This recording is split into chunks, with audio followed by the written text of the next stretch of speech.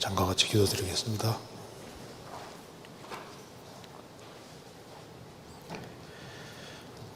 자비로우신 우리 아버지 하나님,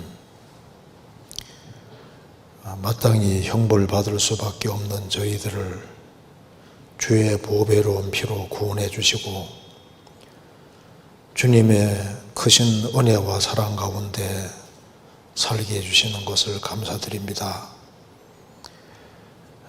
이 시간 또 주님 앞에 한자리에 같이 모였습니다.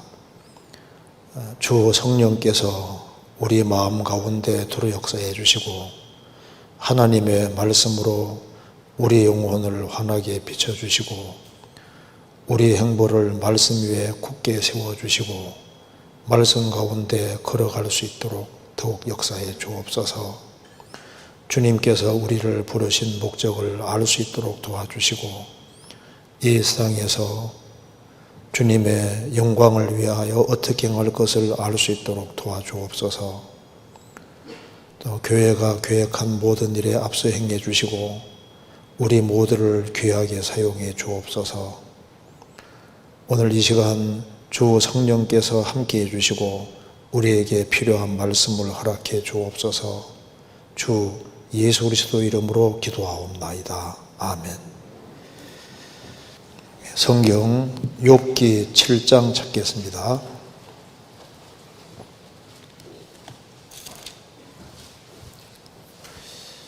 욥기 7장 3절입니다.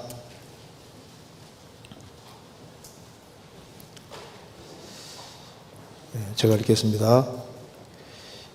이와 같이 내가 여러 달째 곤고를 받으니 수고로운 밤이 내게 작정되었구나. 내가 누울 때면 말하기를 언제나 일어날고 언제나 밤이 갈고 하며 새벽까지 이리 뒤척 저리 뒤척 하는구나. 내 살에는 구더기와 흙조각이 의복처럼 입혔고 내 가죽은 합창되었다가 터지는구나. 나의 날은 배틀의 북보다 빠르니 소망 없이 보내는구나. 11절 그런즉 내가 내 입을 금하지 아니하고 내 마음의 아픔을 인하여 말하며 내 영혼의 괴로움을 인하여 원망하리이다. 내가 바다니까 용이니까 주께서 어찌하여 나를 지키시나이까. 거기까지입니다. 우리가 지금 매 주일마다 욥기를 같이 배우고 있습니다. 아마 성경 속에서 고난을 당한 사람이 많이 나오는데 그 중에 아주 대표적인 사람이 욥입니다. 그래서 욥은 너무나도 큰 고통 중에서 이렇게 욥기를 읽어보면은 큰 고통 중에서 크게 세 가지를 이야기를 하고 있습니다. 그래서 사람이 큰 곤란을 당할 때 보통 중점적으로 세 가지를 이야기하리라고 생각을 합니다. 이제 제일 첫 번째는 그 앞에부터 한번 잠깐 보겠습니다. 욥기 3장 20절 보시겠습니다. 3장 20절에 어찌하여 곤고한 자에게 빚을 주셨으며 마음이 번뇌한 자에게 생명을 주셨는고. 사람이 너무 큰 고통 속에 들어가면은 내가 왜 살아야 될까? 생존의 이유를 묻게 되는 겁니다. 그래서 어찌하여 곤고한 자에게 빚을 주셨으며 마음이 번뇌한 자에게 생명을 주셨는고. 그러니까 너무 힘들 때는 내가 왜 꼭 이 지구상에서 살아야 될까? 그 이유를 묻게 되는데 욥도 10명의 자녀가 죽고 재산 날아가고 몸 전체가 병들고 이것이 이제 여러 달째 계속될 때 생리를 저주하면서 내가 왜 생존해야 될까 하는 그 질문을 던지고 있는 겁니다. 그래서 어찌하여 생명을 주셨는가? 내가 왜 여기 살아야 되냐고 말입니다. 그래서 이스라엘 사람들이 이제 수용소에서 고통받을 때 그 생존의 이유를 가지고 있는 사람들은 살아남았습니다. 네. 그 포로 수용소에서 고통받으면서도 내가 왜 살아야 되느냐, 그 이유를 가진 사람들은 끝까지 견딜 수가 있었습니다. 사람이 고통 속에서도 살아야 될 이유, 그것이 있을 때는 견딜 수가 있습니다. 그래서 여기도 내가 왜 살아야 되느냐. 그리고 또 한 가지는 욥은 이제 길이 막막한 거예요. 그래서 자신이 어느 길을 걸어야 될지를 알 수가 없는 겁니다. 그래서 여기에 23절에 하나님에게 둘러싸여 길이 아득한 사람에게 어찌하여 빛을 주셨는고. 하나님께 둘러싸여 있다는 건 알고 하나님 계신 건 아는데 길이 아득한 사람에게, 고난 당하기 전에는 자신이 걸어가야 될 길이 아주 분명하다고 생각했는데 너무나도 큰 어려움이 닥치면은 자기가 걸어갈 길이 이게 맞는 길인지 아닌지 그거에 대해서 당황하게 되고, 그래서 길이 아득하다는 것은 이제 갈 길을 잘 알 수 없다는 얘기를 말하는 겁니다. 길이 아득하고 멀고 어느 길을 선택해야 될지를 모르는 이제 그런 상황에 처하게 될 때 당황하게 되는 겁니다.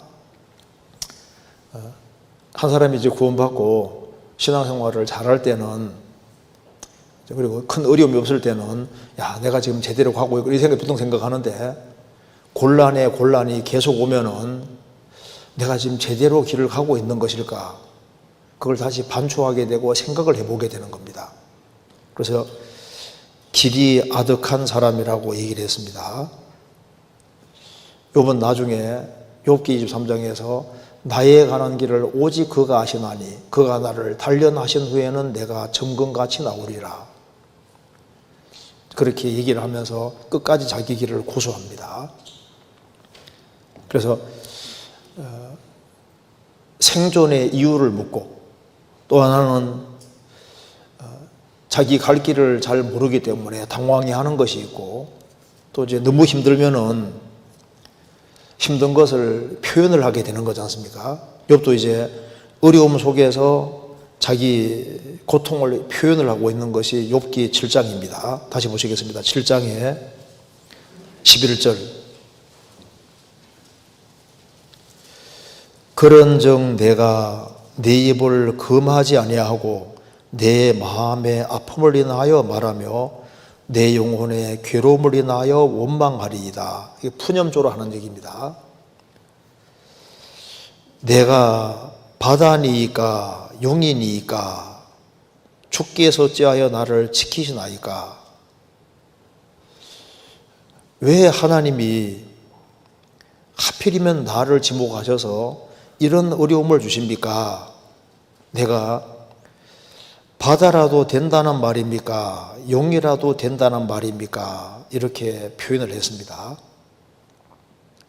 그래서 여기에 욥기 7장 12절 말씀을 한번 우리가 좀 생각을 좀 해보고, 이제 이걸 우리가 좀 배워보면은 욥이 왜 이렇게 부르짖는지, 여기에서 하나님의 원하시는 그 소원을 여기에도 볼 수 있고, 우리가 고난 중에 우리가 어떤 태도를 취해야 될지 이런 걸 좀 생각을 좀 해봐야 되겠습니다.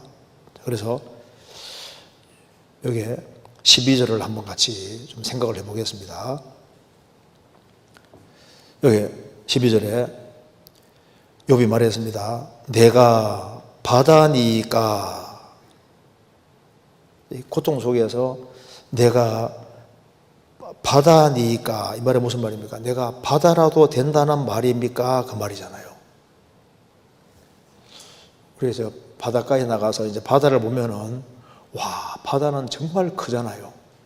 정말 웅장합니다. 그 바다 앞에 서면은 인생이 얼마나 초라한지를 볼 수 있습니다. 아주 굉장히 큰 배도 망망대해에 떠 있으면은 정말 아무것도 아닌 거예요. 너무 작아요. 여러분 말합니다. 하나님, 내가 이렇게 너무나도 작은 피조물인데 내가 바다라도 된다는 말입니까? 바다야 크지만은 나는 너무 작은 존재가 아닙니까? 그러니까 크기에 비하면은 바다에 비해서 인생은 너무 작잖아요. 그래서 자신을 바다와 이제 비교해서 말하고 있는 겁니다.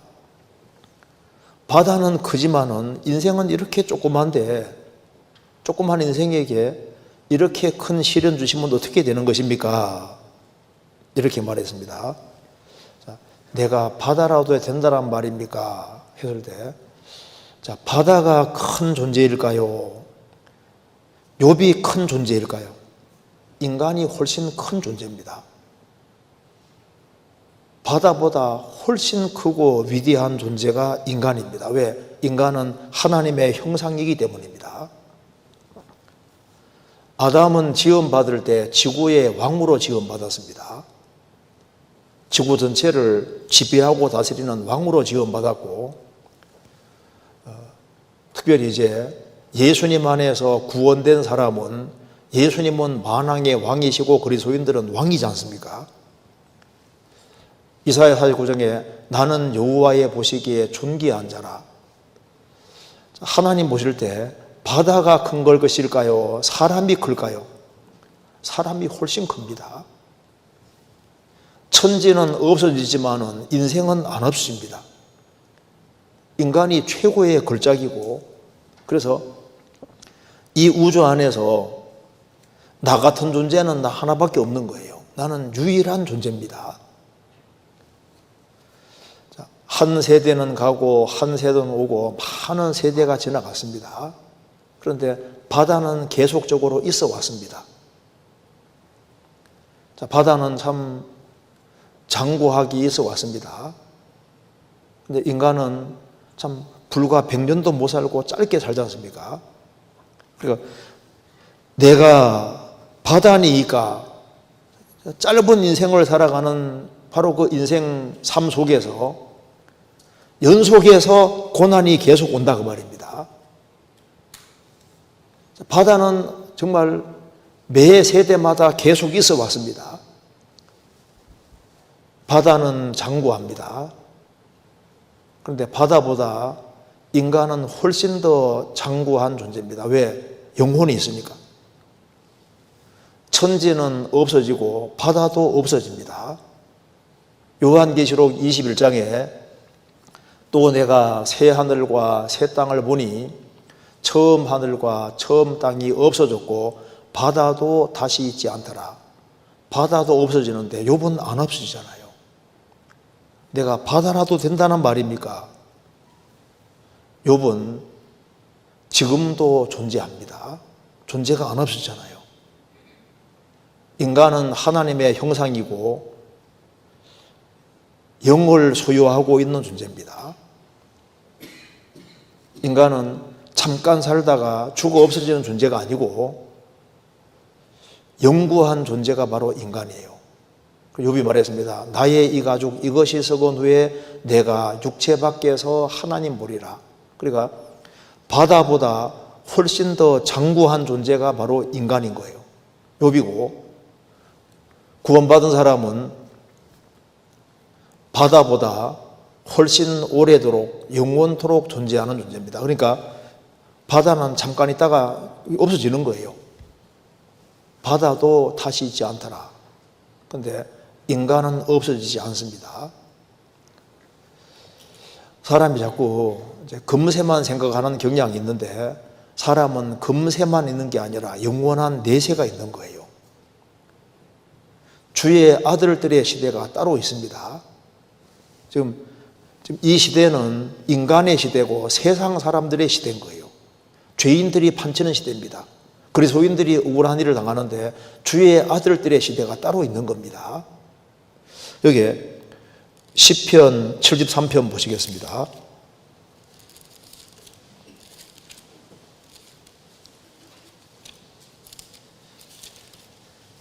(73편) 15절입니다.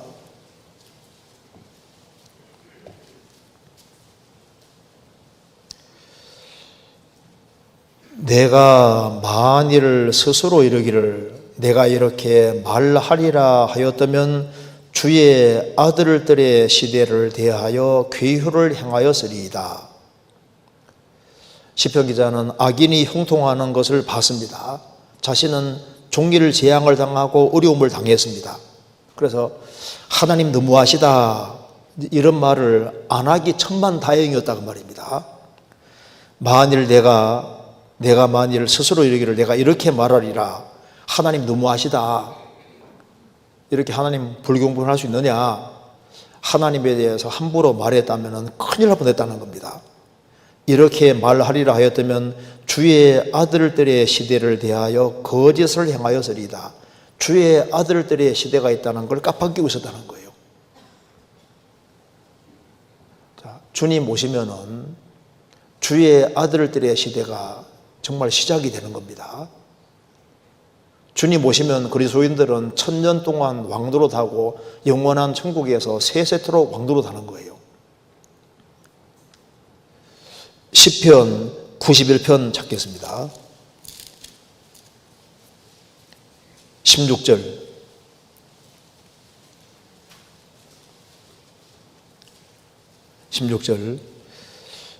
내가 장수함으로 저를 만족해 하며 나의 구원으로 보이리라 하시도다.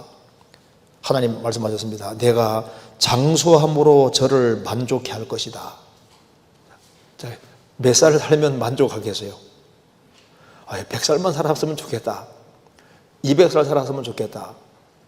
무드셀라는 969세 살았습니다. 몇 살 살아야지 만족할까요? 아담이 지금까지 살아있고 오늘 죽는다면 오래 살았으니까 만족할까요? 6000살을 살든 10,000살을 살든 장수함으로 만족해 한다는 이 만족이 얼만큼 살아야만 만족이 될까요? 시편 21편입니다. 시편 21편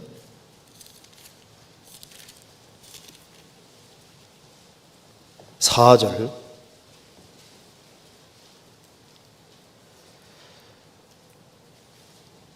저가 생명을 구하며 주께서 주셨으니 곧 영영한 장소로소이다.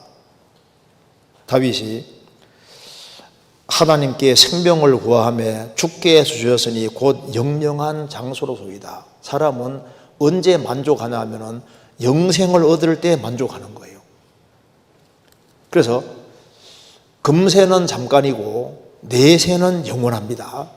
그래서 예수님이 마태복음 12장에서도 이 세상과 오는 세상, 마가복음 10장에서도 금세와 내세를 말씀하셨는데 이 세상과 오는 세상, 금세가 있고 내세가 있는데 내세는 영원한 거예요. 그러니까 눈에 보이는 것은 잠깐입니다.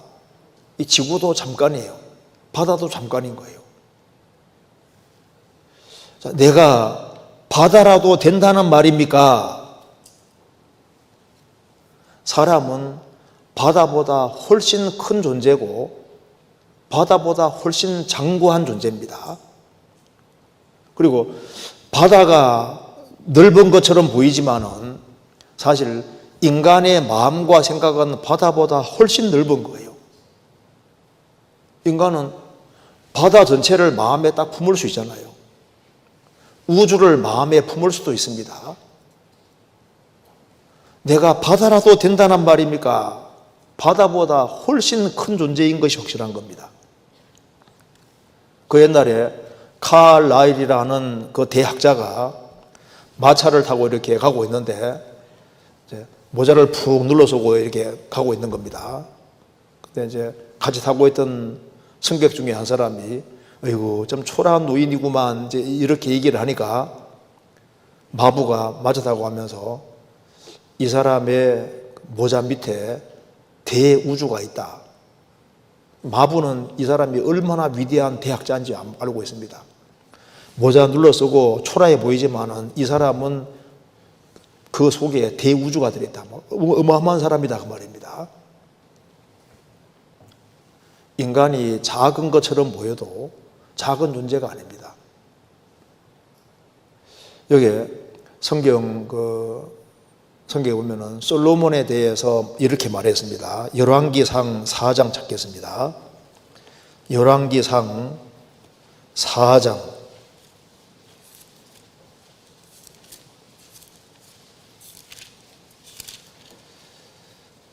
29절.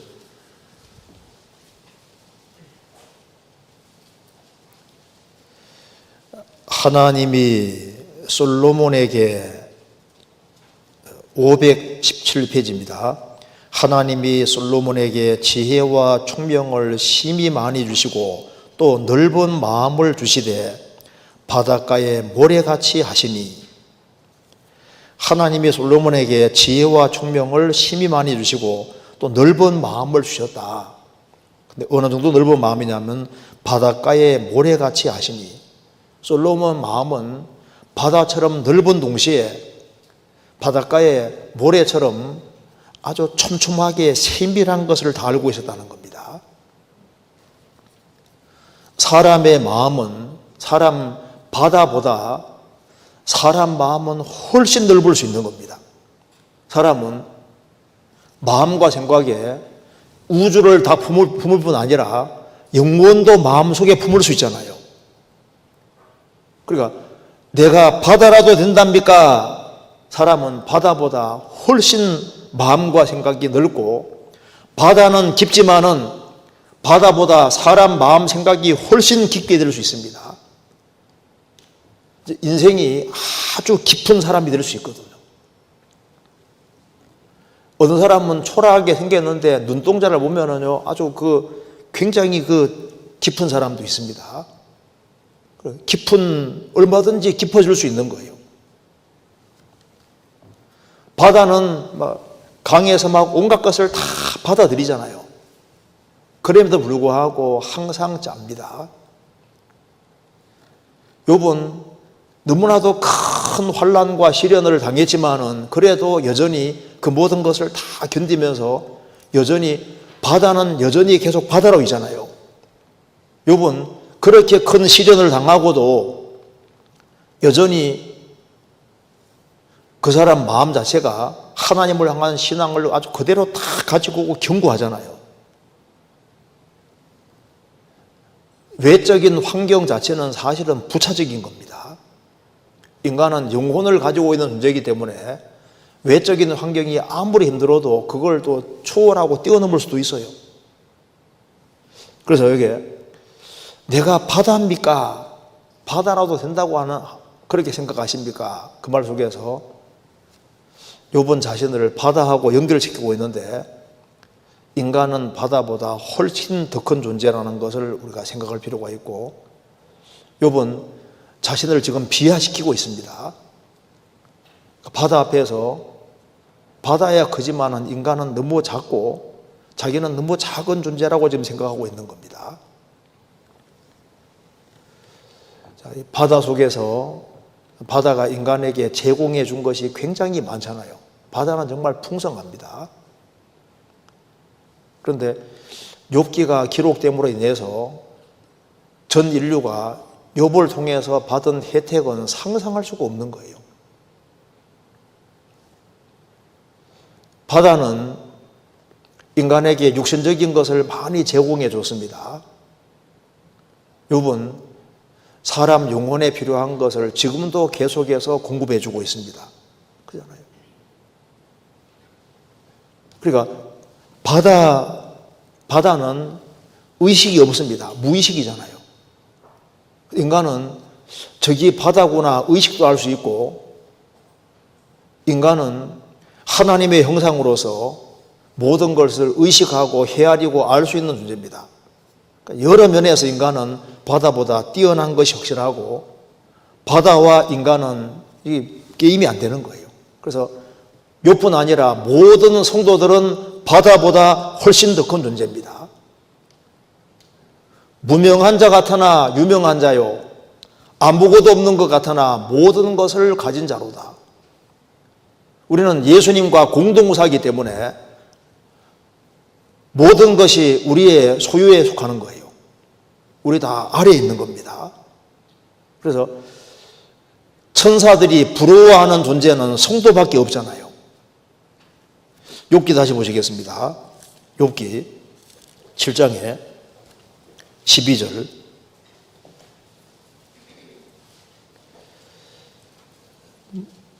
내가 바다니이까 용이니이까 주께서 어찌하여 나를 지키시나이까. 내가 용이니이까. 왜 이 말 하냐 하면은 하나님이 만드신 피조물 중에서 제일 강한 것이 용입니다. 용은 얼마나 아주 강한지 화살을 쏘고 작사를 던지고 창으로 찌르고 해도 전혀 문제가 안 되는 거예요. 잡을 수가 없는 거예요. 그래서 외부에서 어떤 공격이 들어와도 하나도 문제가 안 되는 대표적인 짐승이 용입니다. 성경에서 이제 욥기 41장에 그 악어라고도 번역했는데 그 히브리 원어에는 리오야단 용입니다. 용. 그래서 리오야단을 악어라고도 번역하고 용으로도 번역했는데 용입니다. 용인데 너무나도 강했어요. 요거 이해하기 위해 한 군데 찾아보시겠습니다. 욥기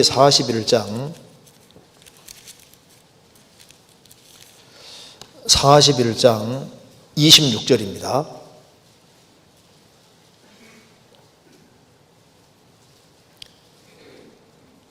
칼로 칠지라도 쓸데없고 창이나 살 화살이나 작살도 소용이 없구나.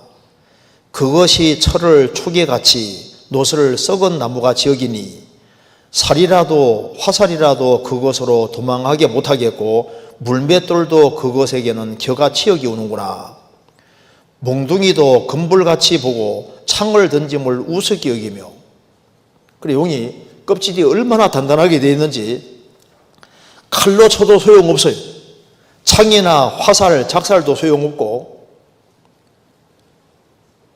화살도 도망하게 못하고 몽둥이도 금불같이 보고 창을 던짐을 우습게 여기며 하나도 영향을 안 받는 거예요. 그리고 여러분 말합니다. 하나님 내가 용이라도 된다는 말입니까? 용이야 막 화살을 쏘아대고 창을 찌르고 해도 아무 문제 없지만은 나는 인생이 아닙니까? 여러분 말했습니다. 내가 전능자의 화살을 맞았다고 했잖아요. 평생 동안 이룩한 재산이 한꺼번에 다 날아가고 애지중지 키운 10명의 자녀가 하루아침에 그냥 몰살하잖아요. 한꺼번에 다 죽어버리잖아요. 몸 전체가 병이 들고 아내는 욕하고 죽으라고 하고 아이들까지 욥을 놀리는 거예요. 왜 욥에는 막 몸에는 막 구더기가 기어다니고 형편없으니까 그 욥을 보면서 그 아이들이 조롱하고 그러니까 욥은 용은 강하지만은 욥은 여러 종류의 화살을 맞았지 않습니까? 그 전능자의 화살이 날아와서 막 시련이 막 거듭되는 거예요. 그러니까 용은 강하지만은 이렇게 약한 존재인 나에게 이런 시련을 주시면 어떻게 합니까? 내가 용처럼 그렇게 강한 존재입니까? 그렇게 말하고 있는 겁니다.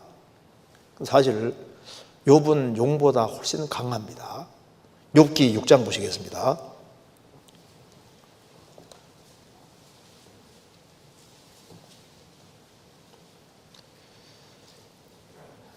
6장 8절입니다.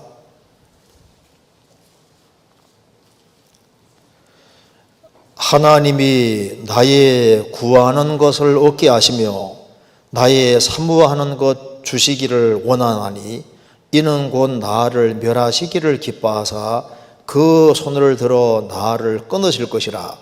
그러할지라도 내가 오히려 위로를 받고 무정한 고통 가운데서도 기뻐할 것은 내가 거룩하신 이의 말씀을 거역지 아니하였습니다. 내가 무슨 기력이 있고 한데 기다리겠느냐? 내 마지막이 하겠건대 오히려 참겠느냐? 나의 기력이 어찌 돌의 기력이겠느냐? 나의 살이 어찌 노쇠겠느냐? 여기에 욥이 말합니다. 내가 무슨 기력과 힘이 있어서 더 이상 참겠느냐? 나의 기력이 어찌 돌의 기력이겠느냐? 돌은 단단하잖아요. 그러니까 뭐 어떤 시련과 역경이 와도 아주 전혀 문제가 안 되는, 내가 어찌 돌의 기력이겠느냐? 내 살이 어찌 노쇠겠느냐? 근데 사실 이 말 속에 답이 들어 있습니다. 욥은 돌의 기력을 가진 사람입니다. 살이 노쇠와 같은 사람인 거예요. 그렇게 큰 시련 속에서도, 새 친구의 공격 속에서도 끝까지 자기 신앙을 계속 가지고 있잖아요. 하나님을 향한 그 믿음 자체에서는 물러가지 않고 끝까지 내가 주님이 나를 죽이실지라도 나는 내 믿음을 견고히 하겠다고 얘기를 했습니다. 그러니까 내가 용같이 그렇게 강한 존재라도 된다는 말입니까? 욥은 용보다 훨씬 강한 존재입니다. 내 기력이 어찌 돌의 기력이겠느냐? 견디는 거 봐요. 얼마나 단단한지 보십시오. 끝까지 견디는 거 봐요. 사람은 용보다, 용이 아주 단단하잖아요. 화살을 쏘고 창을 던지고 작사를 던지고 몽둥이로 때리고 해도 영향을 안 받는 그런 용보다 훨씬 강한 존재가 사람이 될 수 있는 겁니다. 이런 시련을 당하고도 믿음을 끝까지 가지고 있는 거 봐요. 욥은 아주 굉장히 강한 사람인 걸 알 수 있습니다. 욥은 얼마나 큰 사람이고 얼마나 강한 사람인지를 여기서 보여주고 있습니다. 창세기 5장에 보면은 에녹이라는 사람 나오지 않습니까? 에녹이 65세에 무드셀라를 낳고 300년 동안 하나님과 동행을 했습니다. 그는 들림 받기 전에 하나님을 기쁘시게 하는 자라는 증거를 받았습니다. 65세 무드셀라 아들이 태어났습니다. 아마 그때 결심을 굳힌 것 같아요. 이제는 내가 끝까지 하나님께 기대고 살아야 되겠다. 그래서 무려 300년 동안 하나님과 동행하면서 자식을 낳고 살았습니다. 300년간. 그러니까 무드셀라가 얼마나 견고한 사람, 에녹이 얼마나 견고한 사람인 줄 알 수 있잖아요. 그러니까 이 에녹이라는 사람이 살 때도 환경적으로 어려움이 많이 있었을 겁니다. 우리 이제 구원받고 참 10년을 동행하는 것도 어렵잖아요. 20년, 30년 동행하는 게 얼마나 어려워요. 근데 무려 300년 동안 동행했으니까 돌의 기력을 가진 아주 대표적인 사람이 에녹이라고 할 수 있습니다. 요셉도 10명의 형들의 미움받아서 에집트에서 큰 고생하는데 무려 13년 동안 에집트에서 얼마나 고생을 했습니까? 그럼에도 불구하고 하나님이 주신 꿈을 붙잡고 13년 동안을 쫙 견디는 거 봐요. 어떤 어려움과 역경 속에서도 아주 강하게 견디는 그 모습을 볼 때, 야, 요셉도 돌의 기력을 가진 사람이다. 다윗은 사울이 죽이려고 하고, 그리고 이제 나라 전체가 다윗을 잡으러 다니잖아요.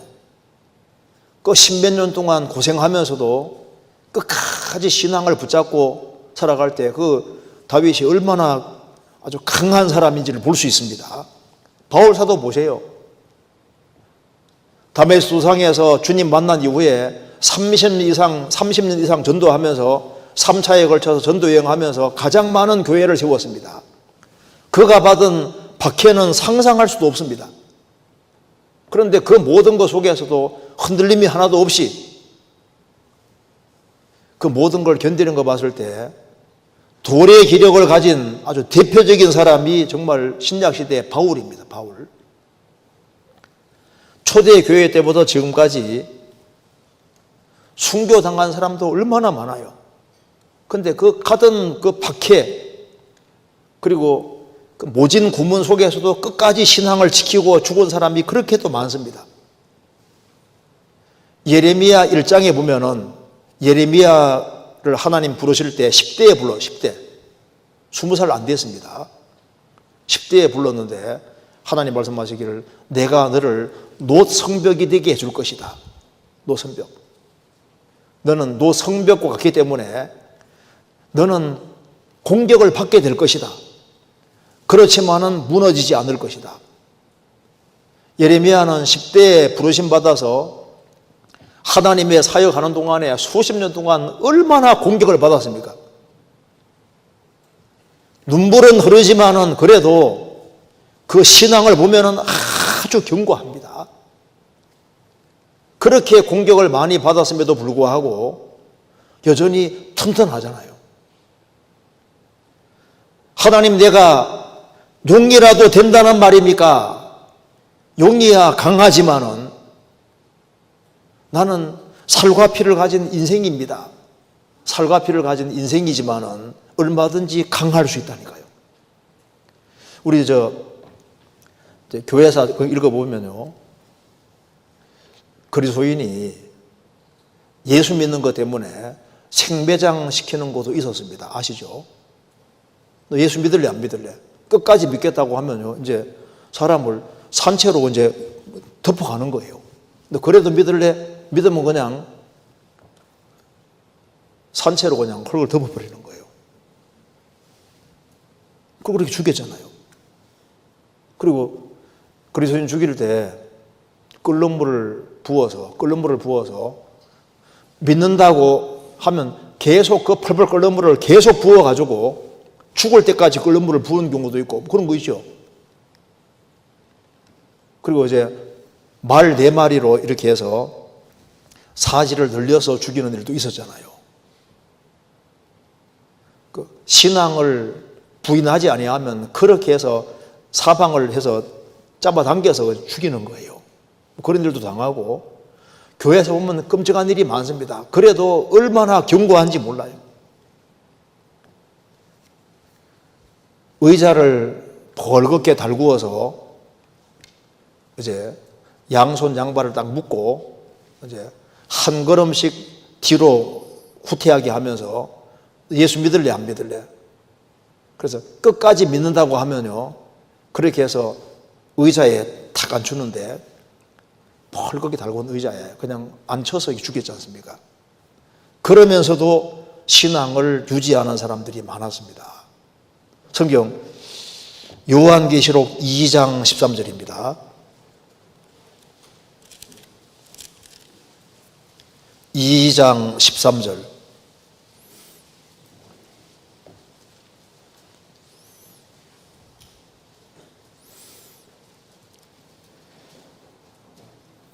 내가 어디 사는 것을 내가 아노니 거기는 사단의 위가 있는 데라. 내가 내 이름을 굳게 잡아서 내 충성된 증인 안디바가 너희 가운데 곧 사단에 거하는 곳에서 죽임을 당할 때에도 나를 믿는 믿음을 저버리지 아니하도다. 버가모 교회 감독이 안디바였는데 안디바가 순교를 당했습니다. 그래서 내 충성된 증인 안디바라고 예수님이 칭찬하셨습니다. 내 충성된 증인 안디바가 너희 가운데 곧 사단에 거하는 곳에서 죽임을 당할 때에도 나를 믿는 믿음을 저버리지 아니하도다. 안디바를 죽일 때 노소로 된 소 뚜껑을 탁 열면은 빈 공간이 있거든요. 거기에다가 안디바를 딱 집어넣고 탁 닫고 밑에다가 이제 뜨거운 불을 끓이는 거예요. 불을 막 떼면요, 너무너무 고통스러우니까 그러니까 이제 소가 소리 날 때 소가 음메하는 소리 비슷한 게 나도록 이렇게 만들어 놓은 겁니다. 그래서 예수님을 믿는 신앙 때문에, 전도하는 그것 때문에 안디바는 노수로 된 소 속에서 이제 소살당했으니까 불을 떼서 그 속에서 익혀 죽이는 거예요. 그러면서도 주님을 믿는 믿음을 저버리지 않았다. 그러니까 이 돌의 기력을 가진 사람들이 있습니다. 그래서 초대교회 당시에 카타콤 무덤 거기에 크리스찬들이 많이 숨어 살면서 신앙을 지켰는데 거기에 제일 많은 그림이 바로 무슨 그림인지 아시죠? 닷. 카타콤 속에 있는 그림들이 많은데 그 중에 가장 많은 것이 닷이라고 합니다. 누가 세보니까 66개, 총 66개. 그러니까 그 속에서도 소망을 가지고 끝까지 신앙을 지키는 거예요. 그런 사람들이 굉장히 많습니다. 그럼 욥은 어째서 그렇게 강한 사람이 될 수 있었을까요? 그는 하나님을 알았기 때문입니다. 성경 다니엘서 11장입니다.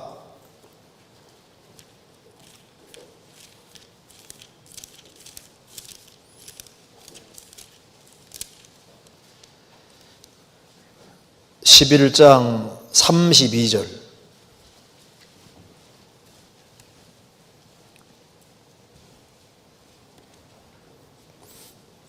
11장 32절입니다.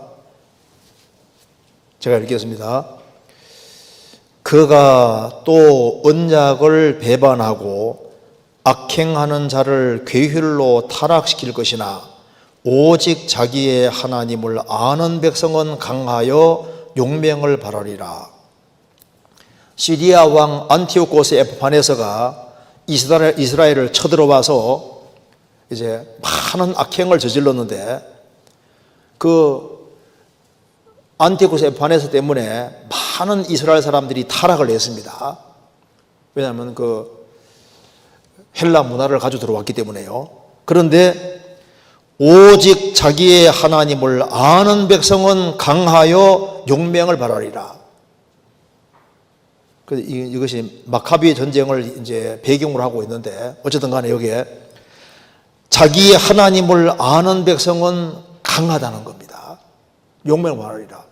그러니까 용은 강했지만은 욥은 훨씬 더 강한 사람이고 하나님을 아는 백성은 어려운 혼란과 역경, 어려움 속에서도 얼마든지 강할 수 있는 겁니다. 하나님을 아는 백성은 강하다 그렇습니다. 욥이 얼마나 강한지 보십시오.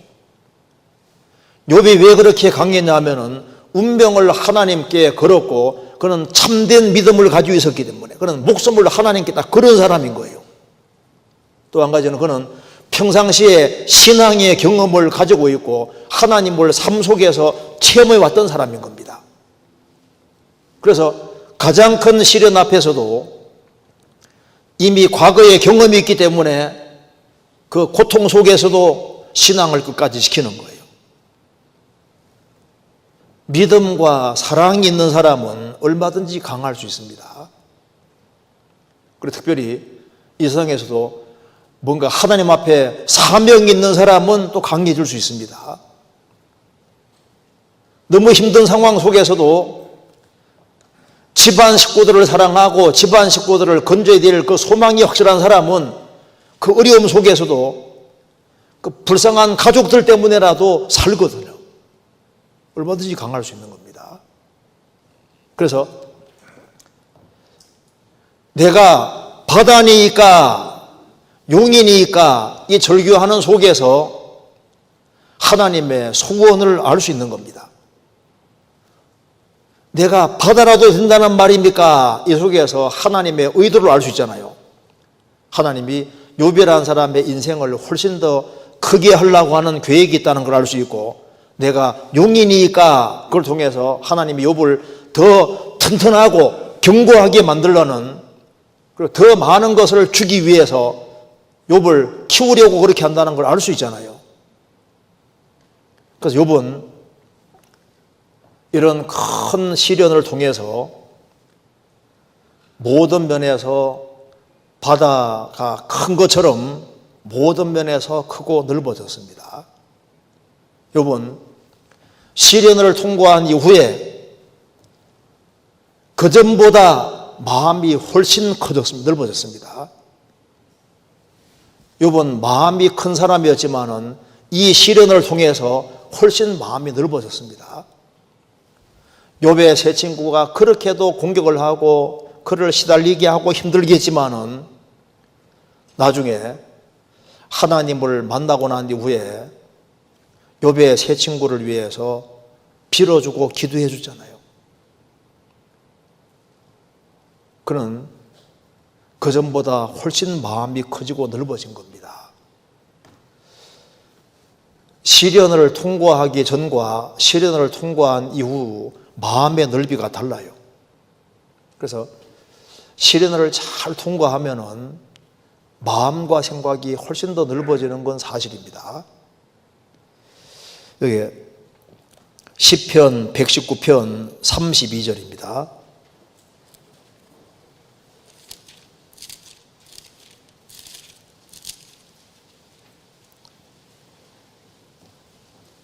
(32절) 주께서 내 마음을 넓히시오면 내가 주의 계명의 길로 달려가리이다. 주께서 내 마음을 넓히시오면 하나님이 하나님 편으로 마음을 넓혀주는 사람이 있습니다. 그런 사람은 주의 계명의 길로 달려가게 되는데 욥은 시련 당하기 전과 후 차이가 다릅니다. 마음이 훨씬 넓어질 수 있었고 그리고 용서에서도 훨씬 커질 수가 있었습니다. 그는 아주 넓어지는 사람이 됐습니다. 그리고 이제 사람이 이제 어려움을 아주 크게 당해보면은 고통당하는 사람이 보이잖아요. 영국의 대형 박물관에서 어떤 한 사람이 몇 시간 동안 이제 대형 박물관에 있는 그림들이 많고 이제 유물들이 많잖아요. 그걸 이제 보는데 이렇게 해가지고 막 이렇게 몇 시간 동안 쪼그리고 이렇게 보는 거예요. 그래서 수희가 참 그 사람 이상하다. 그냥 봐도 되는데 막 이렇게 이제 자세를 탁 낮추어서 이렇게 해서 몇 시간 동안 이렇게 보는 겁니다. 그 다음날 막 애들을 막 우르르 데려와서 이제 막 열심히 설명해주고 그렇게 했습니다. 그래서 수희가 물었습니다. 왜 어제 그렇게 쪼그리고 이렇게 해서 이렇게 했었냐니까 애들 눈높이 맞추려고. 그 애들 입장에서 이렇게 미리 하루 전에 다 이렇게 한 거예요. 그 어른인 상태에서 위에서 보는 거하고 애기 눈높이 보는 거 다 애들 눈높이 다르지 않습니까? 그러니까 이제 보더라도 여기 이제 시련을 통과한 사람은 의도하지 않고 자연스럽게 그냥 마음이 딱 낮아져 있다니까요. 그래서 어려움 당하는 사람을 보면은 자기가 뭘 겪은 사람은 그건 뭐 일부러 눈높이를 안 맞춰도 이미 눈높이가 맞춰지기 때문에 금방금방 공감이 되고 그렇게 바뀌어지거든요. 그리고 욥은 시련을 통과한 이후에 사람의 마음을 헤아리는 모든 것에서도 상당히 달라지게 되는 거예요. 욥은 이런 시련을 통해서 인내가 훨씬 더 커지게 됐습니다. 그잖아요. 주님께서는 뭘 원하시냐 하면 우리가 사랑도 더 넓어지고 커지고 인내도 더 커지기를 간절히 소원하십니다. 성경 한번 찾겠습니다. 데살로니가 후서 3장입니다.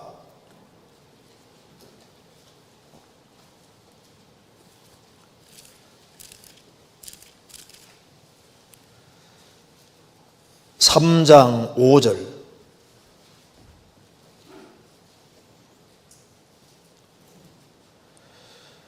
주께서 너희 마음을 인도하여 하나님의 사랑과 그리스도의 인대에 들어가게 하시기를 원하노라. 주께서 너희 마음을 인도하여, 우리 마음을 인도하여 하나님의 사랑 안에 들어가고 사랑이 더 커지기를 원하시는 거예요. 그리고 그리스도의 인대에 들어가게 하시기를 원하노라. 우리가 인대에서 훨씬 커져야 되거든요. 욥은 이런 시련을 통과함으로써 너희가 욥의 인대를 들었고 주께 주신 결말을 보았다. 욥은 그 큰 인대를 가지고 이런 걸 통해서 더 큰 인대를 가지게 되기 때문에 더 큰 축복과 결말을 볼 수가 있었습니다. 그러니까 인대에서도 훨씬 커진 사람이 되었습니다. 욥은 이런 시련을 통과해서 훨씬 더 큰 안목과 눈을 가지게 되었습니다. 그런 더 높은 시야를 갖게 되고 사물을 훨씬 더 넓게 볼 수 있게 되고 하나님을 훨씬 더 잘 아는 사람이 되었습니다. 욥기 38장 이하에서 하나님 나타나셔서 하나님에 대해서 알고 있었지만은 이런 극한 시련을 통해서 뭘 알았냐면은 하나님의 전지전능을 정말 체험한 겁니다. 하나님은 모든 것을 아시는 분이고 모든 걸 할 수 있는 분이라는 걸 정말 실감을 확 한 거예요. 그리고 하나님은 불의가 없다는 사실을 정말 실감하게 된 겁니다. 그래서 욥은 이렇게 고백합니다. 욥기 42장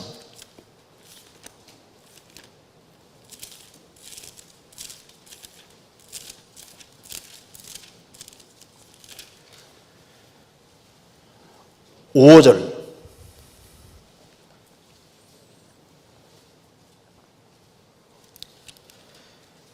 내가 주께 대하여 귀로 듣기만 하여 삽더니 이제는 눈으로 주를 배움나이다. 그러므로 내가 스스로 한하고 티끌과 재 가운데서 회개하나이다. 내가 주께 대하여 귀로 듣기만 하였었더니 이제는 눈으로 주를 배움나이다. 귀로 듣기만 하는 신앙에서 정말 체험을 하게 되고 실감을 하게 됐습니다. 실제로 하나님을 훨씬 더 알게 됐습니다. 아, 이분은 정말 전지전능하신 분이구나. 하나님은 정말 불의가 없구나. 하나님은 정말 선한 계획을 가지고 계신 분이고 가장 자비로우신 분이구나. 이걸 정말 깨닫게 된 겁니다. 하나님을 더 알게 됐고 또한 그는 이런 시련을 통과함으로써 훨씬 더 훌륭한 인격을 가지게 되었습니다. 욥기 읽어보면 욥이 새 친구가 격동하니까 친구를 해롭게 하는 자의 그 자식들은 눈이 멀찐이라 이런 말도 하고 좀 이렇게 뭐 과격한 게 막 나오잖아요. 아직까지 덜 성숙된 모습이 막 나옵니다. 그런데 이런 시련을 잘 통과함으로써 훨씬 더 훌륭한 사람으로 바뀌었습니다. 욥기 23장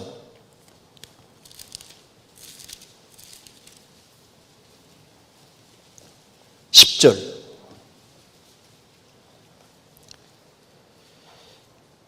나의 가는 길을 오직 그가 아시나니 그가 나를 단련하신 후에는 내가 정금같이 나오리라. 욥은 자신이 아직은 아주 순수한 정금은 아니다 그 말입니다. 금은 금인데 아직까지 단련돼야 될 부분이 많이 있는 거예요. 나의 가는 길을 나는 모른다 그 말입니다.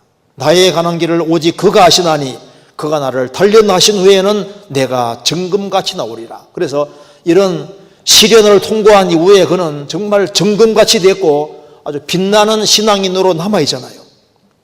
많은 불순물이 떨어져 나갔습니다. 훨씬 더 주님을 닮은 모습으로 바뀌었습니다. 욥은 이런 시련을 통해서 훨씬 더 큰 영향력을 미치는 사람이 되었습니다. 우수 땅에 살고 있던 욥이었습니다.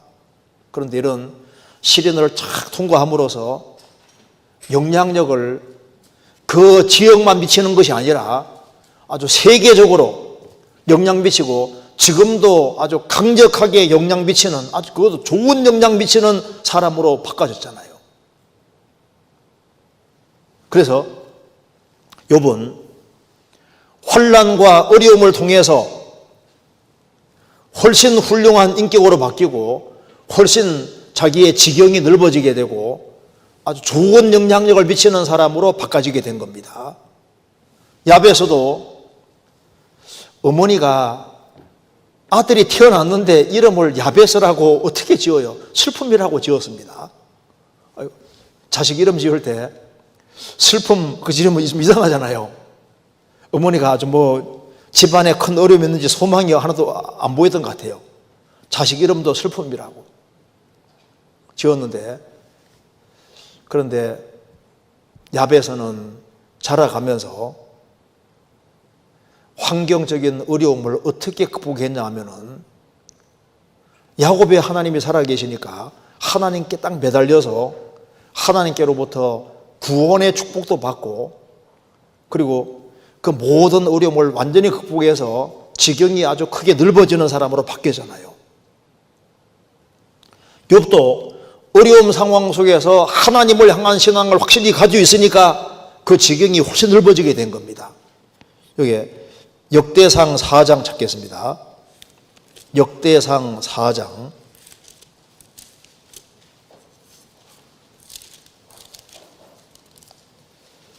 9절.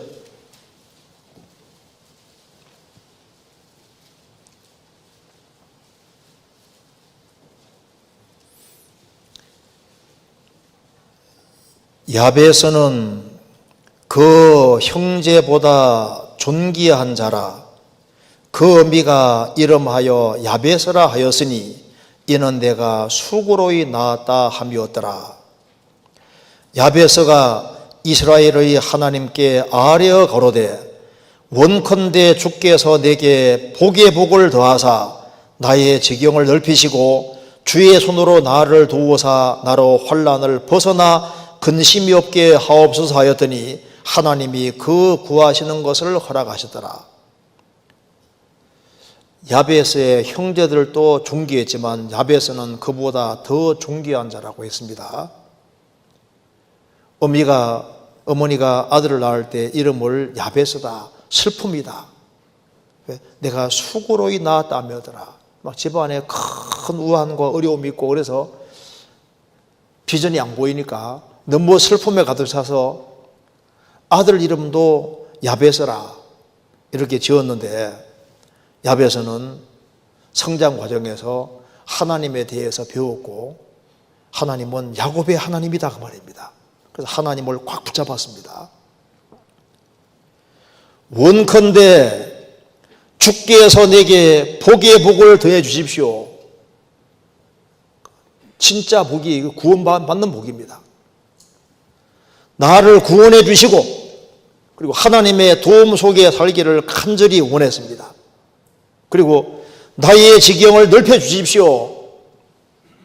가나안 일경 발바닥으로 밟는 곳은 다 너의 곳이 되리라고 했으니까 하나님 약속을 믿는 확실한 신앙이 있습니다. 나의 지경을 넓혀 주십시오. 그리고 주의 손으로 나를 도와주십시오. 나로 환난을 벗어나 근심이 없게 하옵소서 하였더니 하나님이 구하시는 것을 들어주셨고 그는 실제로 지경이 넓혀지는 사람이 됐고 족보 속에도 특별한 사람으로 다 기록이 되어 있잖아요. 환난 속에서 하나님께 부르짖고 하나님의 도움을 구할 때 훨씬 더 큰 축복으로 바뀌었습니다. 욥도 마찬가지지 않습니까? 그리고 욥은 세상에서 가장 큰 위로자로 지금 남아있게 됐습니다. 그래서 세상에서 사람을 위로하는 사람으로서 가장 큰 위로자로 대표적인 사람이 누굴까요? 욥기잖아요. 어떤 사람보다 욥만큼 사람 마음을 위로할 수 있는 사람은 없는 겁니다. 그런 욥은 세계적인 위로자로 남아있게 된 그 이유가 시련 속에서 끝까지 믿음을 유지한 것 때문에, 지킨 것 때문에 하나님이 큰 축복으로 바꿔주신 겁니다. 고린도후서 1장입니다.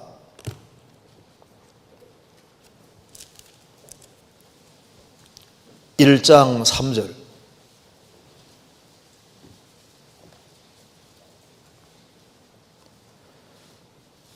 찬송하리로다.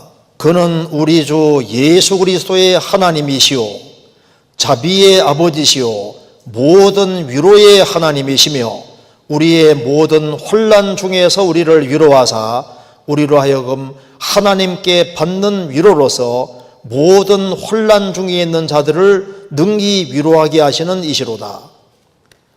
하나님은 우리 주 예수 그리스도의 하나님이십니다. 그분은 자비의 아버지시고 모든 위로의 하나님이십니다. 우리의 모든 혼란 중에서 우리를 위로하사 우리로 하여금 하나님께 받는 위로로서, 욥은 정말 하나님께 위로를 받은 사람입니다. 하나님께 위로를 받았기 때문에 모든 혼란 중에 있는 자들을 능히 위로하게 하시는 이시로다. 욥은 큰 혼란 속에서 큰 위로를 경험했기 때문에 가장 큰 위로 줄 수 있는 사람으로 남아 있습니다. 욥은 이런 시련을 잘 통과함으로 인해서 그는 정말 위대한 사람이 됐습니다.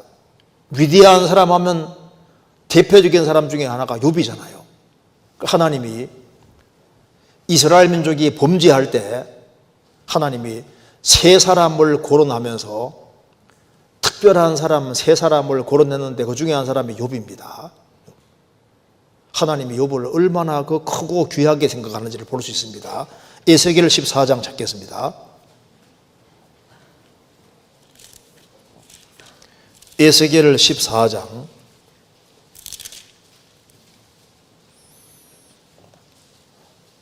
14절.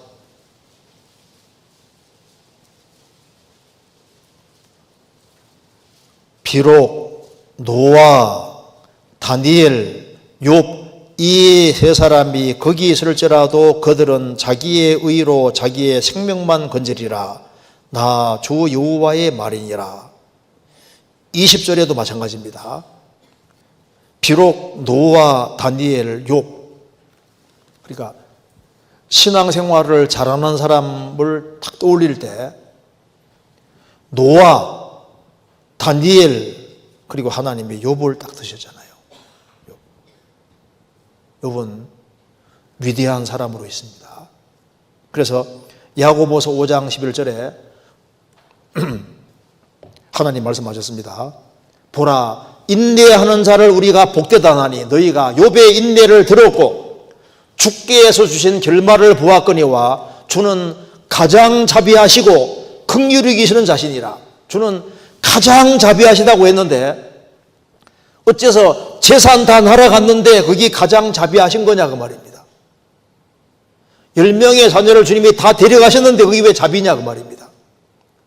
몸 전체가 병들었는데 왜 거기 가장 자비냐 그 말입니다. 나중에 보니까 맞잖아요. 욥의 자녀들은 구원받은 자녀들이기 때문에 주님이 데려가셨고 배나 축복해 줄 때 짐승들 재산은 다 배나 줬지만은 자녀는 10명만 줬지 않습니까? 자녀는 주님 앞에 가 있으니까.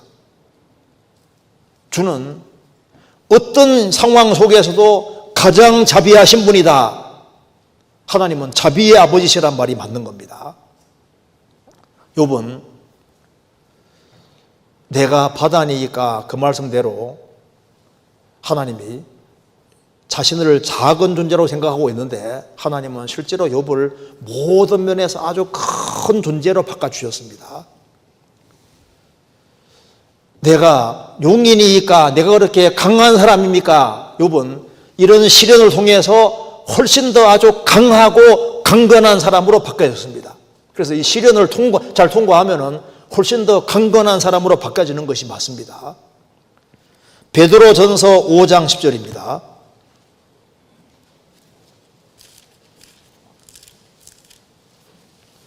(5장 10절)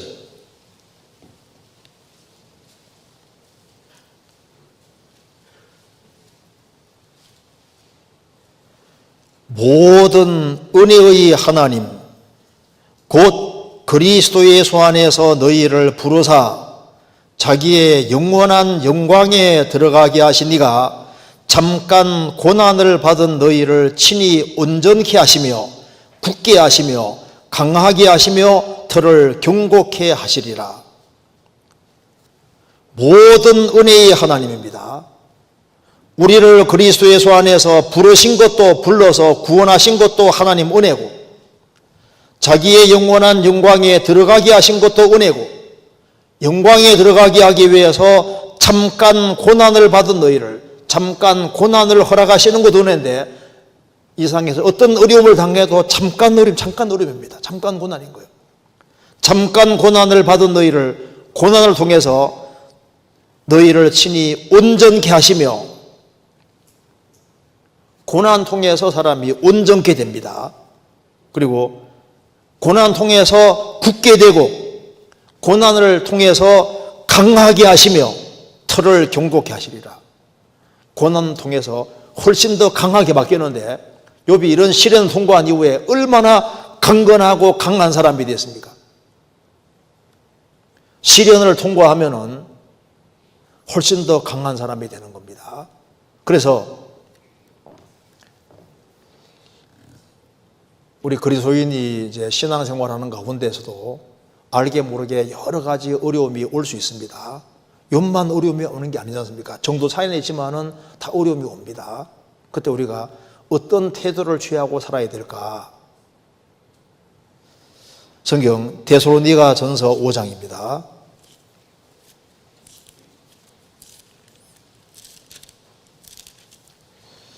(5장) 16절부터 18절까지 같이 읽겠습니다. 항상 기뻐하라. 쉬지 말고 기도하라. 범사에 감사하라. 이는 그리스도 예수 안에서 너희를 향하신 하나님의 뜻이니라. 그리스도 예수 안에서 구원받은 너희를 향하신 하나님의 뜻이 이것이다 그 말입니다. 세 가지. 항상 기뻐하라. 기뻐하는데 앞에 항상이란 말이 붙어 있습니다. 항상 기뻐하라. 왜 항상 기뻐하라고 했을까? 데살로니가 성도들이 구원받은 성도들이거든요. 구원을 경험한 모든 성도들은 구원을 받았기 때문에 항상 기뻐하라는 명령을 받고 있습니다. 구원을 받지 아니한 사람은 항상 슬퍼야 돼요. 항상 탄식해야 됩니다. 왜? 이제 죽음 건너가면은 영원한 슬픔이 기다리고 있고, 죽음 건너가서 이제 지옥에서 눈물을 흘린다면은 그 눈물을 계속 흘린다면은 그 눈물 방울을 다 모으면 어떻게 될까요? 무한되기 때문에 바다보다 많아지고 우주보다 많아지는 거예요. 전 우주보다. 구원 안 받은 사람은 항상 슬퍼야 되지만은 구원을 경험한 사람은 구원을 받았다는 이유 하나 때문에 항상 기뻐야 되는 겁니다. 만일 그리스도인이 지옥을 한 번이라도 구경하고 오면은 내가 당하는 어려움, 환경적인 어려운 것은 아무것도 아니라는 걸 알 수 있을 겁니다. 우리는 아무리 고생해도 지옥 가는 사람 하루 고생하기도 어렵습니다. 지옥은 밤낮 쉬지 못하는 것인데 밤낮 한순간도 못 쉬는 거예요. 영원한 고통이 기다리고 있는데 거기에서 건짐받은 사람은 구원받은 하나 때문에 실제로 기뻐해야지 마땅하기 때문에 성경에서 항상 기뻐하라. 항상.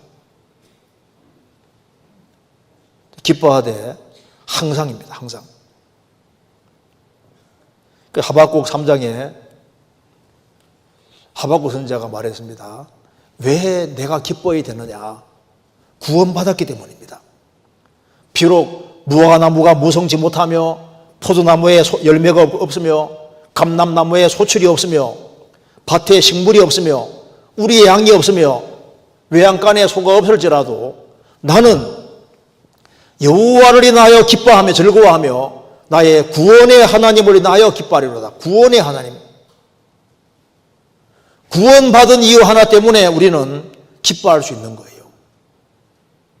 이게 항상 기뻐하라. 어떤 경우에도 기뻐하며 살아야 될 이유는 구원받았기 때문입니다. 내가 초라하게 살아도 여러 가지 어려움이 있다 할지라도 구원받은 거 하나 때문에 기뻐해야지 맞는 겁니다. 구원받은 사람은 아무것도 없어도 모든 걸 가진 사람이잖아요. 하나님의 아들이고 그리스도의 신부고 그리스도와 공동 상속자니까 얼마나 굉장한 존재예요. 은행 통장에 잔고가 없어도 우리는 가장 큰 부자가 맞는 겁니다. 항상 기뻐하라. 쉬지 말고 기도하라. 왜 쉬지 말고 기도하라 그랬을까요? 우리는 피조물입니다. 피조물. 무한히 크시고 절대자 하나님이 계시고 엄청난 분이 계시기 때문에 그분 앞에서 우리는 항상 의존을 해야 될 존재고 하나님의 도움을 구해야 될 존재인 겁니다. 그러잖아요. 사바는 자기가 작기 때문에 바위에 기대는 것처럼 우리는 하나님께 항상 기대고 의지하고 하나님의 도움을 구하고 살아야 되는 겁니다. 구원을 받은 사람은 하나님을 아버지로 알았기 때문에 어려움이 있을 때 하나님께 구할 수 있습니다.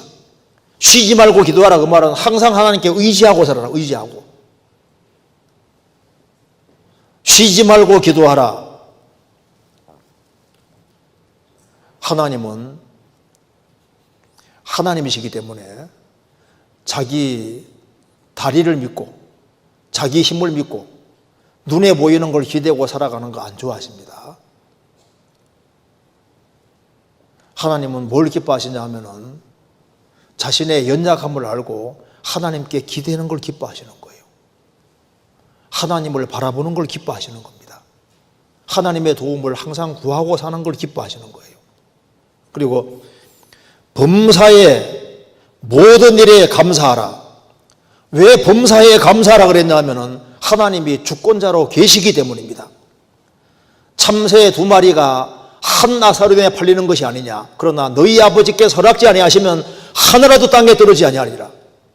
참새 한 마리도 허락 없이는 안 떨어진다 그 말입니다. 그러니까 모든 것을 컨트롤하고 주관하고 있는 분이 하나님이시고 하나님 허락하심 속에서 모든 게 되어지기 때문에 여호와께서 온갖 것을 그 시험에 적당하게 지으셨나니 악한 자도 악한 날에 적당하게 하셨느니라. 모든 환경적인 것은 하나님 허락하심 속에서 되어지기 때문에 주님의 주권을 믿는다면 범사에 감사함으로 받으라 그 말입니다.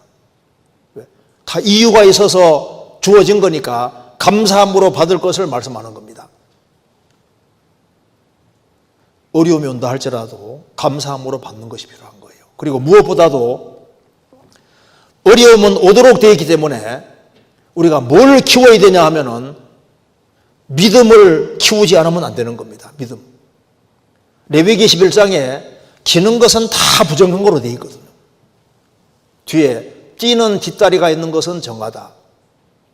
장애물이 놓여 있을 때 메뚜기처럼 탁 뛰어넘어야 되는 겁니다. 어려움은 원래부터 오는 거예요. 그리스도인으로 산다는 것 자체가 어려운 것이기 때문에 여러 가지 환경적인 어려움은 계속 오는 거예요. 그렇기 때문에 뭘 키워야 되냐 하면은 믿음을 키워야 돼요. 믿음을.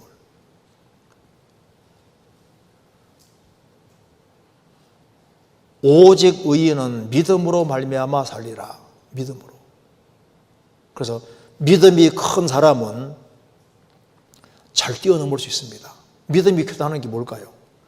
내 힘으로 안 되는 것 하나님께 맡기고 탁 뛰어넘어야 되는데 믿음이 큰 사람은 뛰어넘을 수 있거든요.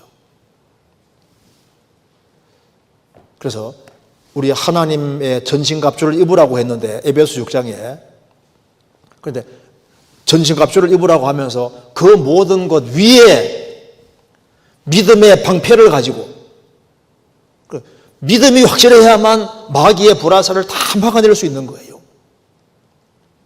그래서 항상 기뻐하라, 쉬지 말고 기도하라, 범사에 감사하라. 그런데 그것도 필요한데 믿음의 방패를 가지고 마귀가 여러 가지 방법으로 불화살을 쏘아댑니다.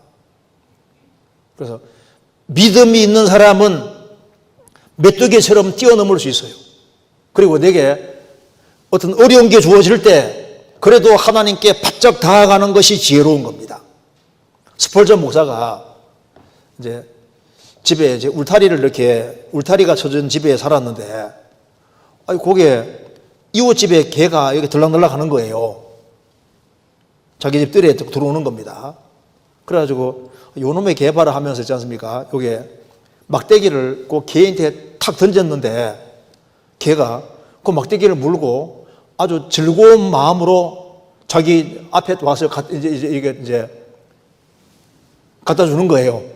분명히 도망가라고 준 건데 그걸 가지고 오니까 걔가 너무너무 즐거워하니까 그만 그 개하고 친해졌다 그러잖아요. 하나님은 우리를 때리는 것처럼 보여도 때리는 게 아닙니다. 우리에게 어려움이 주어질 때 어떤 어려움 속에서도 하나님을 신뢰하는 그것이 필요한 거예요. 우리가 알아야 될 것이 있습니다. 하나님은 우리를 키우려고 하시거든요. 에베소서 2장 10절에 우리는 그의 만드신 바라, 우리는 그의 작품이라고, 작품. 구원받은 사람을, 그 인생을 주님 만들어 가려고 하는데, 키우려고 하는데, 그리스도인을 키울 때 제일 좋은 길이 뭘까요? 그 제일 좋은 길이 주님의 시련이라는 걸 아시는 겁니다. 자녀로 인해서 고통받아본 사람은 다른 사람의 고통을 이해하게 되고 가정의 어려움을 이해하게 됩니다.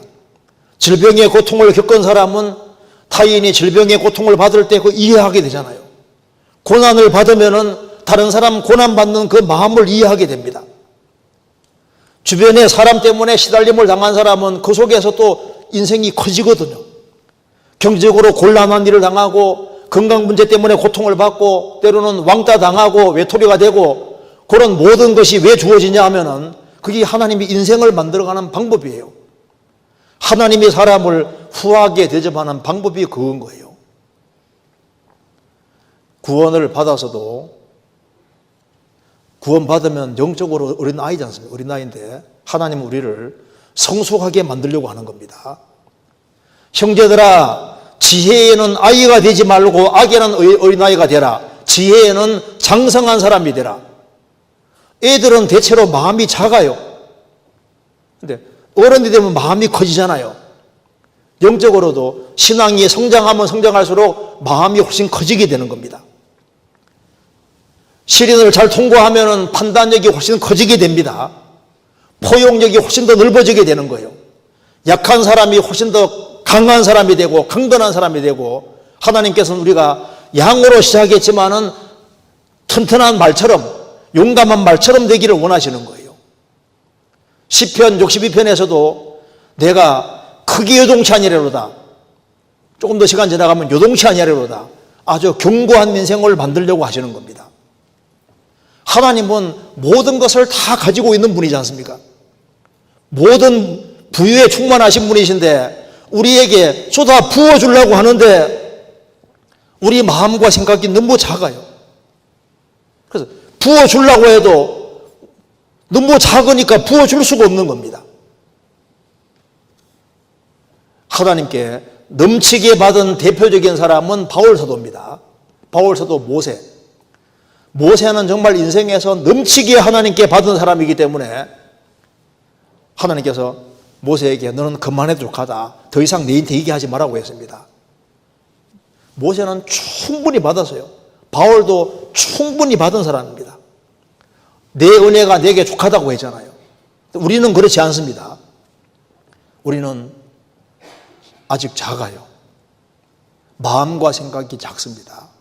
그래서 하나님께서 우리를 키워주려고 하는 거예요. 그래서 내게 고난과 어려움이 있을 때는 하나님이 우리를 하나님 주님처럼 닮아가게 하려고 우리를 부르신 거예요. 내게 고난이 있다면은 하나님께서 축복의 문을 열어주려고 하는 것이 맞는 겁니다. 왜? 하늘 문은 고난 속에서만 열렸거든요. 만사가 형통하는 속에서 열리는 게 아니라 하늘 문이 열리는 것은 다 고난 속에 열립니다. 야곱도 에서가 죽이려고 하니까 브엘사바 광야로 도망가서 돌배 깨고 잠에 들었을 때 가장 고독할 때잖아요. 그때 하늘 문이 열리는 걸 경험했습니다. 에스겔도 포로 잡혀 그발강가에 갔을 때 거기에서 하늘이 열리는 것을 경험했습니다. 바울 사도도 돌에 맞아 죽었을 때 그때 셋째 하늘로 올라갔습니다. 요한계시록을 쓴 사도 요한도 전도하다 반보섬에 유배돼 갔을 때 반보섬 거기에서 하늘문이 열리는 것을 경험한 거예요. 욥도 그 극한 시련 속에서 하늘이 열리고 하나님 음성을 직접 듣게 됐잖아요. 하나님은 우리에게 무엇이 필요한 줄 아십니다. 그리스도인은 십자가를 지는 사람인 거예요. 고난 받도록 부르심 받았고 하나님은 우리에게 많은 것을 넣어주려고 하는데 우리가 너무 작기 때문에 우리를 키우는 방법이 시련과 어려움을 주시는 겁니다. 이사야 48장 찾겠습니다.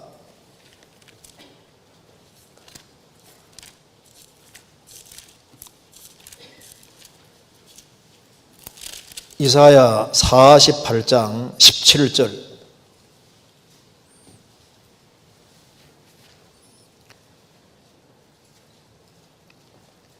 너희의 구속자시오 이스라엘의 거룩하신 자이신 여호와께서 가라사대 나는 내게 유익하도록 가르치고 너를 마땅히 행할 길로 인도하는 너희의 하나님 여호와라. 이게 하나님 말씀하셨습니다. 나는 내게 유익하도록 가르친다. 유익하도록 가르친다. 이것이 유익하도록 가르친다는 말이 어떤 의미냐 하면은 위쪽으로 향하도록 가치가 상승하도록 그런 뜻입니다. 유익하도록 위로 끌어올린다는 말이에요. 끌어올리고 가치가 상승하도록 더 높은 것을 추구하도록 위의 것을 추구하도록 가르친다고. 그러니까 하나님은 우리가 위의 것을 추구하도록 가르치시기 때문에 땅의 기반을 막 흔들 수 있는 거예요. 그래서 땅에 소망 두지 말고 항상 살아계신 하나님께 소망을 두고 위의 것을 추구하고 위에 삿도록 가르쳐 주시는 겁니다. 너를 마땅히 행할 길로 인도하는 너희 하나님 여호와로다. 그래서 지금 여러 가지 어려움 속에 있는 사람이 있을 수 있습니다. 어떤 사람은 확신의 땅에 있는 것이 아니라 의심의 땅에 있을 수도 있고 그리고 이제 고통의 땅, 실망의 땅에 있을 수도 있습니다. 그러잖아요.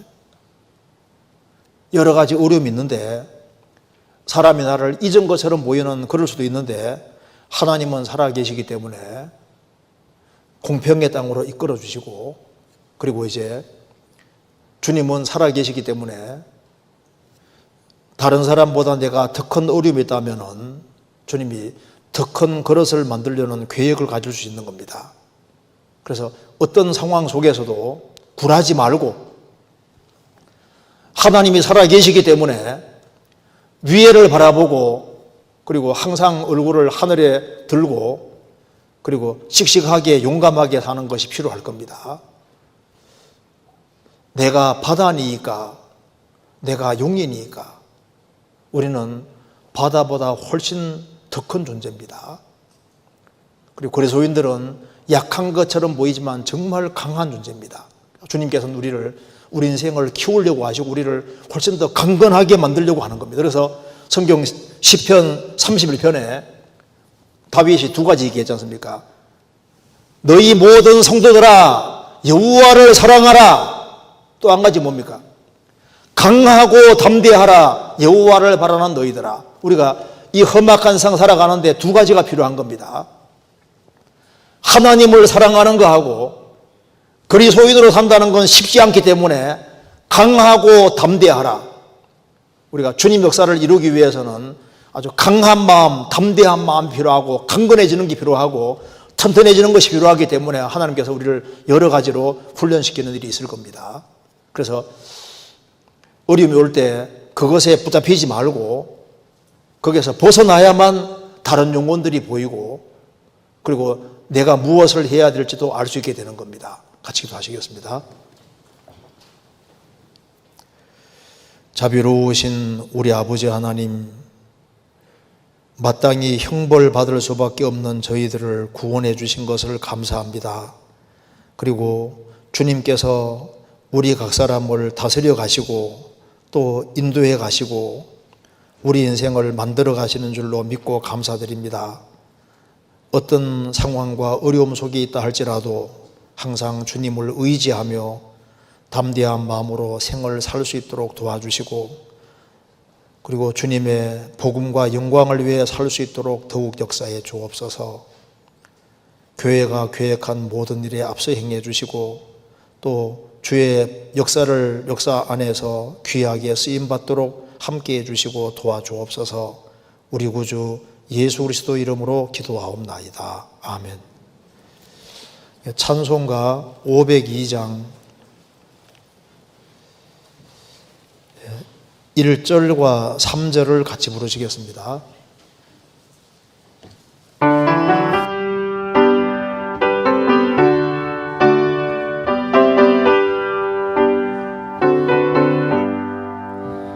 대산을 넘어 험곡에 가도 빛 가운데로 걸어가면 주께서 항상 지키시기로 약속한 말씀 변치 않네.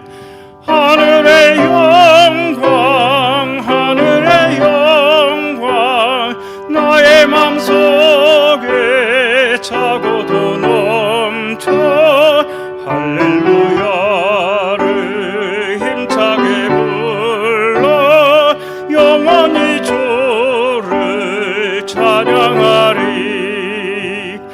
광명한 그빛 마음에 받아 명랑한 천국 바라보고